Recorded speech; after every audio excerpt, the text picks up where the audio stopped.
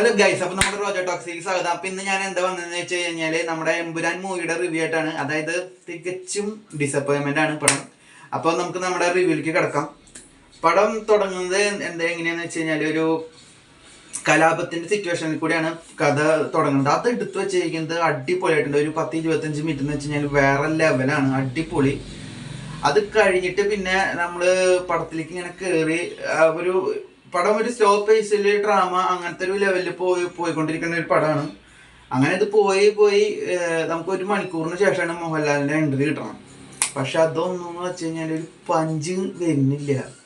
മോഹൻലാലിന്റെ ആ ഒരു എന്താ പറയാ ഒരു ഇത് കിട്ടുന്നില്ല.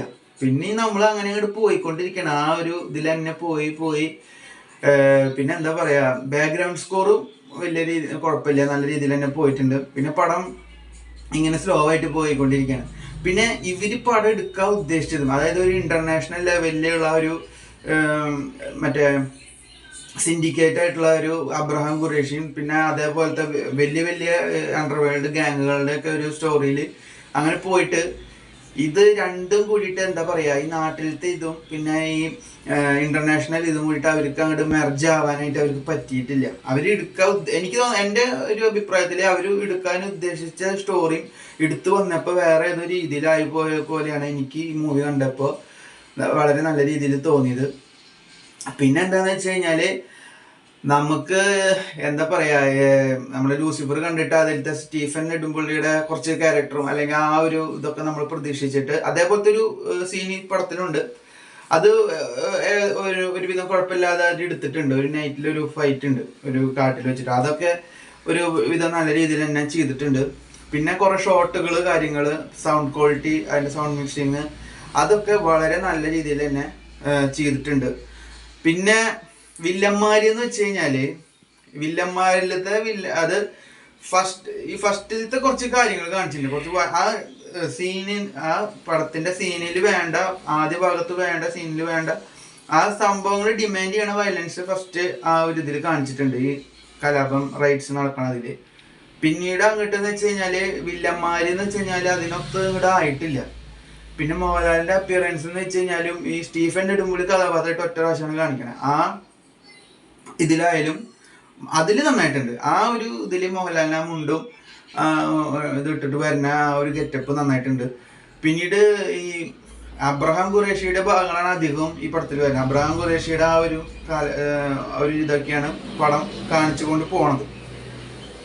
അപ്പോ അതിലേക്ക് വരുമ്പോ നമുക്ക് ഡിസപ്പോയിൻമെന്റ് ആണ്. കോസ്റ്റ്യൂംസ് ഒരു പരിധി വരെ ഓക്കെ, പിന്നെ അതിലെ അപ്പിയറൻസ് ഇപ്പൊ താടി സെറ്റ് ചെയ്ത് അതൊക്കെ ഒന്നുകൂടി എന്താ പറയാ ഒന്നുകൂടി നല്ല രീതിയിൽ ചെയ്യായിരുന്നു. അല്ലെങ്കിൽ അതിൽ മേക്കപ്പ് ചെയ്തിരിക്കുന്നതൊക്കെ ഈ രണ്ട് സൈഡിലും ലാലേട്ടൻ്റെ ഇവിടെ അങ്ങനെ ജസ്റ്റ് ഒരു വൈറ്റ് പോലെ ആക്കിയിട്ടുണ്ട്. അത് ശരിക്കും അതിന്റെ ആവശ്യം ഉണ്ടായിരുന്നില്ല. അല്ലെങ്കിൽ പിന്നെ ജസ്റ്റ് അതൊന്ന് ഷെയ്പ്പ് എങ്കിലും ആക്കായിരുന്നു. അത് മോഹൻലാലിന്റെ ഒരു പടം ഉണ്ട് കൂതറ എന്ന് പറഞ്ഞ പടത്തിലുണ്ട്, ഒരു താടിയും കുറെ മുടിയും വെച്ചിട്ട് അങ്ങനത്തെ ഒരു ഇതാണ് ഖുറേഷി അബ്രഹാം ഇത്രയും വലിയ അണ്ടർവേൾഡ് സിൻഡിക്കേറ്റ് ആയിട്ടുള്ള ഒരു ആളിനെ കാണിക്കുമ്പോൾ അയാളുടെ ഒരു അപ്പിയറൻസ് അതായത് അതൊക്കെ എന്ന് വെച്ച് കഴിഞ്ഞാൽ ഒരു അണ്ടർവേൾഡ് അങ്ങനത്തെ ഒരാൾ ആ രീതിയിലായിരിക്കില്ല. ഒരു അതിനൊക്കെ അവര് നല്ല ഗ്രൂമിങ് ചെയ്തിട്ട് തന്നെ അവരൊക്കെ പുറത്തിറങ്ങുള്ളൂ.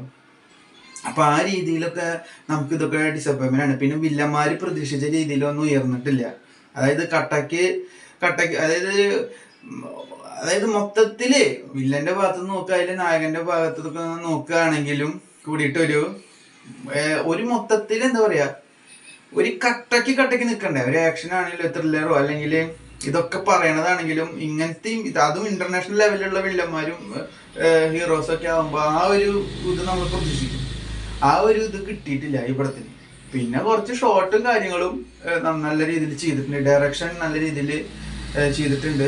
സിനിമോട്ടോഗ്രാഫി നല്ല രീതിയിൽ ചെയ്തിട്ടുണ്ട്. സൗണ്ട് മിക്സിങ് അത് നന്നായിട്ട് ചെയ്തിട്ടുണ്ട്. പിന്നെ ഇതിൽ വരികയാണെങ്കിൽ ഇത് കൺക്ലൂഷനിൽ വരുന്നത് L3ലേക്കുള്ള ഒരു ഇതിലേക്കാണ് പോണത്. അപ്പൊ ഈ L3ലേക്ക് പോണത് വെച്ചിട്ടാണ് പടം അതിന്റെ ഒരു കണക്ഷൻ കൊടുക്കുന്നുണ്ട്. പക്ഷെ എനിക്ക് തോന്നണില്ല L3ല് അവർ ഉദ്ദേശിച്ചിരിക്കുന്നത് എന്താണെന്ന് വെച്ച് കഴിഞ്ഞാല് ഇവ എങ്ങനെ വളർന്നു വരുന്നു എന്നാണ് ആ L3 പടത്തില് പറയാൻ ഉദ്ദേശിക്കുന്നത്. അങ്ങനെയാണ് അതിന്റെ ഒരു നമുക്കത് അവസാനം കാണുമ്പോൾ മനസ്സിലാവുക. അപ്പൊ തികച്ചും നിങ്ങൾക്ക് വൺ ടൈം വാച്ച് ആണെന്ന് ചോദിച്ചു കഴിഞ്ഞാല് നിങ്ങൾ വൺ ടൈം വാച്ച് നിർബന്ധമായിട്ടും കാണുന്നില്ല. നിങ്ങളുടെ ഒരു ഓൺ റിസ്കിൽ പോയിട്ട് കാണാം. അതായത് ഞാൻ ഒരിക്കലും നിങ്ങൾ നല്ല പടമാണ് അല്ലെങ്കിൽ നിങ്ങൾ പോയിട്ട് മസ്റ്റ് വാച്ച് മൂവിയാന്ന് പറയാൻ എനിക്ക് താല്പര്യം. അതായത് ഇത് ഞാൻ കണ്ടത് വെച്ചിട്ട് എനിക്ക് പറഞ്ഞിട്ട് ഒരു കാര്യമില്ല. കാരണം അങ്ങനെ നമ്മളൊരാളുടെ പൈസ കൊണ്ടുപോയി കളയാനൊരു കാര്യമില്ല. നിങ്ങൾക്ക് താല്പര്യം ഉണ്ട് നിങ്ങളുടെ ഓൺ റിസ്കിൽ പോയിട്ട് കാണാം. ഇത് തികച്ചും ഇൻ മൈ ഒപ്പീനിയൻ പേഴ്സണലി ആണ്. ഇത് പേഴ്സണലി ഒപ്പീനിയനാണ്. അല്ലാണ്ട് ഇത് നമ്മൾ മറ്റുള്ളവരെ ഹേർട്ട് ചെയ്യാനോ അല്ലെങ്കിൽ മറ്റുള്ളവരെ ഇതാക്കാനോ വേണ്ടിയിട്ട് ഡീഗ്രേഡ് ചെയ്യാനോ വേണ്ടി പറയുന്നില്ല. നമ്മൾക്കൊരു പടം കണ്ടപ്പോൾ നമുക്ക് തോന്നി നല്ല പടം ആണെങ്കിൽ നല്ല പടം എന്ന് പറയും. അല്ലെങ്കിൽ നമ്മളത് പറയണതിൽ തെറ്റൊന്നുമില്ല. അതും മാന്യമായ രീതിയിൽ നമുക്ക് പറയാം. ഏത് പടത്തിനായാലും നമുക്ക് ഇഷ്ടപ്പെട്ടില്ലെങ്കിൽ ഇഷ്ടപ്പെട്ടില്ല എന്നും. അല്ലെങ്കിൽ ഇതിപ്പോൾ ഞാൻ കുറേ റിവ്യൂസ് കണ്ടതിൽ ഏറ്റവും എന്താ പറയുക, ഒരുവിധമുള്ള മെയിൻ റിവ്യൂവേഴ്സൊക്കെ ഈ പടത്തിനെ കുറിച്ചിട്ടുള്ള ഒരു കാര്യം പറഞ്ഞില്ല, നല്ല പടമാണ് അങ്ങനെയാണ് ഇങ്ങനെയാണെന്ന് പറഞ്ഞത്. അത് എന്തുകൊണ്ടാണ് അവർ അങ്ങനെ പറയണതെന്ന് എനിക്ക് മനസ്സിലായിട്ടില്ല. അതിനിപ്പോൾ എന്താണ് അതിൻ്റെ കാര്യം. മെയിൻ റിവ്യൂവേഴ്സൊക്കെ ഒരാൾ ഒന്നാമത്തെ പോസിറ്റീവ് നോട്ട് വരുന്ന ഒരാളുണ്ട്. പിന്നെ ഒരു ഒക്കെ എന്താ പറയുക, ഇത് കറക്റ്റായിട്ട് പറഞ്ഞേക്കണത് കോക്കിൻ്റെ റിവ്യൂ കുഴപ്പമില്ല. കാരണം ഞാൻ അത് കണ്ടിട്ട് തന്നെയാണ് ഈ പടം കാണാൻ വേണ്ടി പോയത്. പക്ഷെ അത് 100% നീതി പുലർത്തിയ റിവ്യൂ ആണ് കോക്കിന്റെ റിവ്യൂ. ഇപ്പൊ നമുക്ക് പടം കണ്ടപ്പോൾ നമുക്കത് തന്നെയാണ് തോന്നിയത്. മൊത്തത്തിലൊരു ഇത് ഇല്ലായ്മ. പിന്നെ വലിയ എന്താ പറയാ ക്യാമിയോ ഒന്നും കാര്യങ്ങളോ അതൊക്കെ നിങ്ങൾക്ക് പടം കണ്ടപ്പോൾ നിങ്ങൾക്ക് മനസ്സിലാവും. ഞാൻ പിന്നെ കുറെ അതിന്റെ ഇതായിട്ട് ഞാൻ പറയണില്ല.